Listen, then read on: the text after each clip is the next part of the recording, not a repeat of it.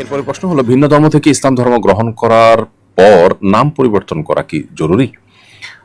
ভিন্ন ধর্ম থেকে ইসলাম ধর্মে আসলেই তাকে নাম পরিবর্তন করতেই হবে, এটা নট নেসেসারি। যদি তার নামটা পূর্বে যেটা ছিল সেটা যদি শরিয়ার সাথে সাংঘর্ষিক কোনো অর্থবোধক নাম না হয়, তাহলে আগের নামটা থাকতে কোনো অসুবিধা নেই।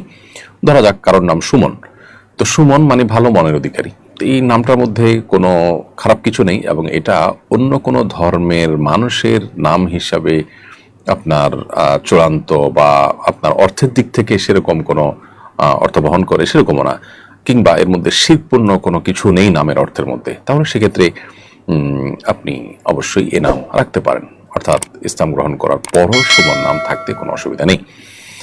কিন্তু কিছু নাম আছে যেগুলো আসলে সেখানে শিরক আছে, যেমন কেউ যদি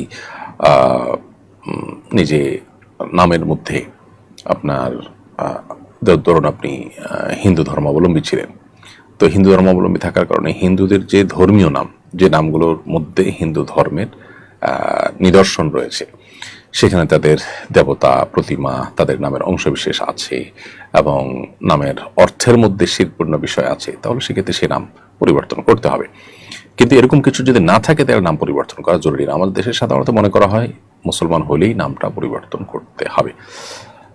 সাহাবা ইকরামের মধ্যে অনেক সাহাবী আছেন, বরং বড় অংশই বলতে পারি আমরা, যারা ইসলাম গ্রহণ করার পর তাদের নাম পরিবর্তন করার কোনো ঘটনা সেভাবে ঘটেনি। তবে হ্যাঁ, কারো কারো নামের ক্ষেত্রে এমন হয়েছে যে আব্দে শামস অর্থাৎ সূর্যের গোলাম, এই টাইপের নাম যাদের ছিল তাদের নামগুলো পরিবর্তন করতে নবী সাল্লাল্লাহু আলাইহি ওয়াসাল্লাম উদ্যোগ নিয়েছেন। অতএব বিষয়টা নির্ভর করে যে নামের অর্থ কি সেটা, তো অর্থটা যদি আপনি খারাপ হয় বা আপনার শিরপূর্ণ হয় তাহলে সেটাকে পরিবর্তন করতে হবে।